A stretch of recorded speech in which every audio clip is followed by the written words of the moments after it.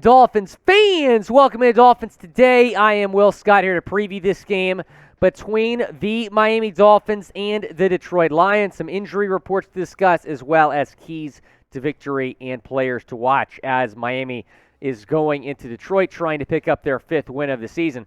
I want to know, who do you got? You got the Lions in the upset, or do you have the Fins? Type DET for Detroit or MIA for Miami down in the comments section. Go down, let me know, who do you have in this game between the Lions and the Dolphins. The Lions have only won one game all year. Meanwhile, the Fins snapped that 3-game losing streak. They're now 4-3 on the season. This game kicking off at 1 o'clock Eastern time in Detroit on Sunday. Here is a look at the Dolphins injury report. This is from Wednesday. We're recording this during Dolphins Live on Thursday. We do not have the updated injury report, but this is from Wednesday. Teron Armstead did not participate with the toe. The toe's been, bugging him pretty much all year, but he did play last week and played very well. Clayton Fagellum, he did not participate with the groin injury. Hopefully he's okay because he actually played really good on Sunday Night Football. X, I hope X is okay. He gave it a go last week and played really well.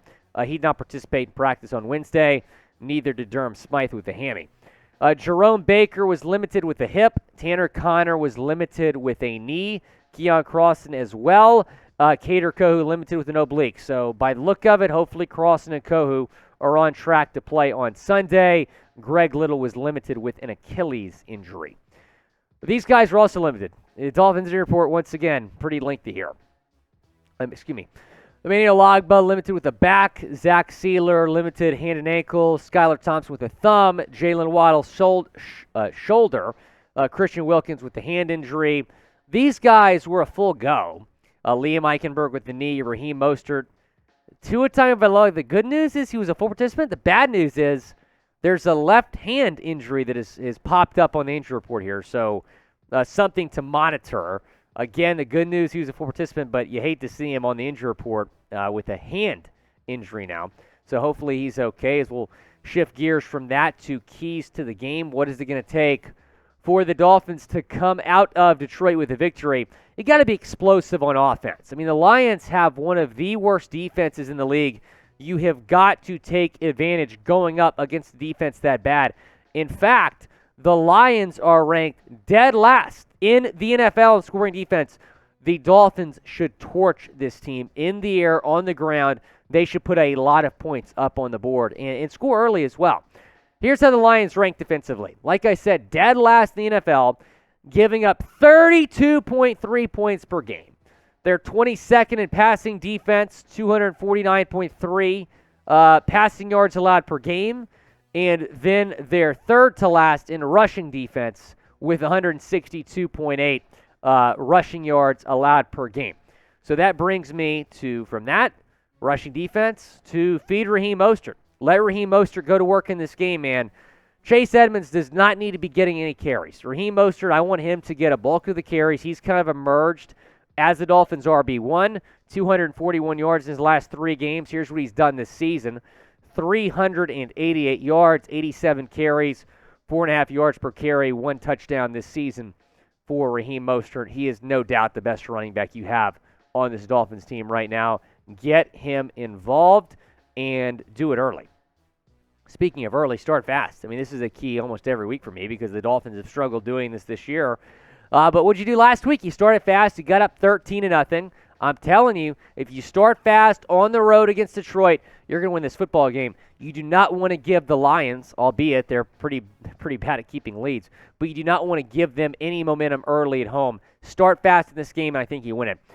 Guys, we're going to be live for a Dolphins-Lions watch party. It's supposed to be 12:30 p.m. Eastern Time, so, well, my bad. We're not going to be live that early, but join us at 12:30 p.m. Eastern Time. We're going to be live 30 minutes before kick. Be sure to join us. It's going to be a lot of fun here as the Lions and the Dolphins face off in Detroit. Let's talk about some turnovers, forcing turnovers right now, because Jared Goff is really not that good, and he's turned the ball over a lot recently, 3 interceptions in his last 2 games. And then you look at what the Dolphins have done. They had 3 interceptions of Kenny Pickett last week. So Goff, who's thrown some interceptions lately, going up against the Dolphins secondary that had a couple picks last week, think that's a good combination, not for Detroit, but for Miami. I think force turnovers and you win this game. Get to Jared Goff, put some pressure on him, and the secondary needs to step up again. Guys, if you go to chatsports.com/bet and put in that promo code, you're going to get a 125% deposit bonus. That means if you put $100 in your account, you're going to get $125 additional cash bet with a great deal. Go and take advantage. Chatsports.com/bet, promo code Dolphins125. The Fins only a 3.5-point favorite here. I mean, I was expecting the line to be a little bit more than that. Hopefully the Dolphins have all their key guys available. The Lions, question mark if DeAndre Swift is coming back or not, but I would definitely take the Dolphins minus 3.5. I'll tell you my prediction later on in the show, but go and bet on the game at chatsports.com/bet, promo code Dolphins125 as we transition from keys to players to watch, getting you guys 5 players to watch in this game. And we begin with Noah Igbinoghene, who was the hero last week, game-winning interception at the goal line. How is he going to perform this week coming off of that?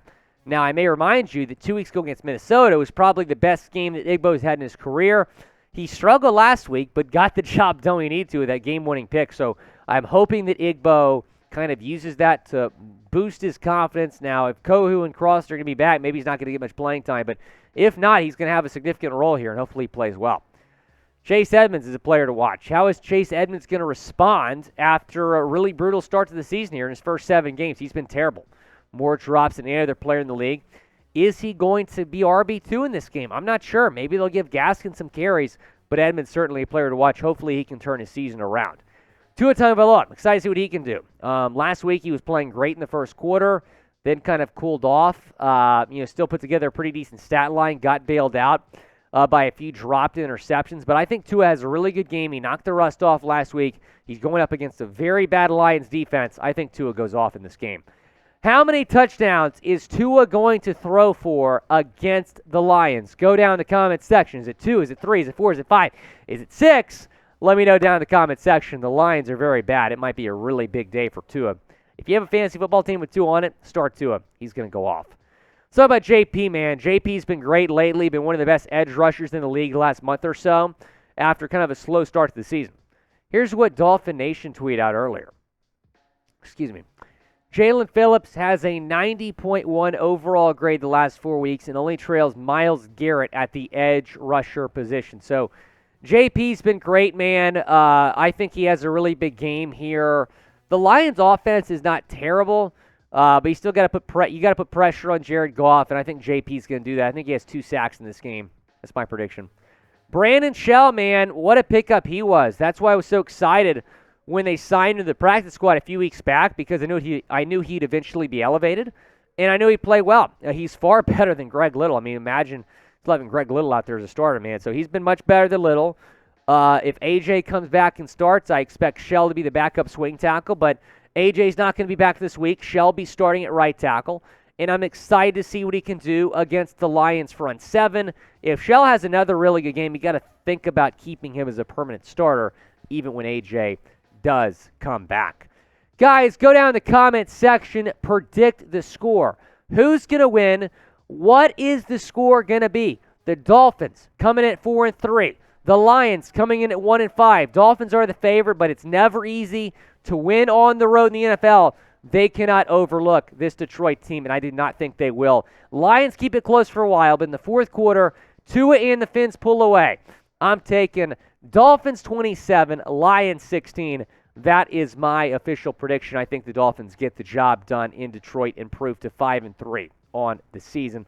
Guys, go down and subscribe to the channel. We're going to be live for a watch party and also get you guys a post-game reaction video. So subscribe and turn on notifications by hitting that noti bell so you know when we go live for Sunday.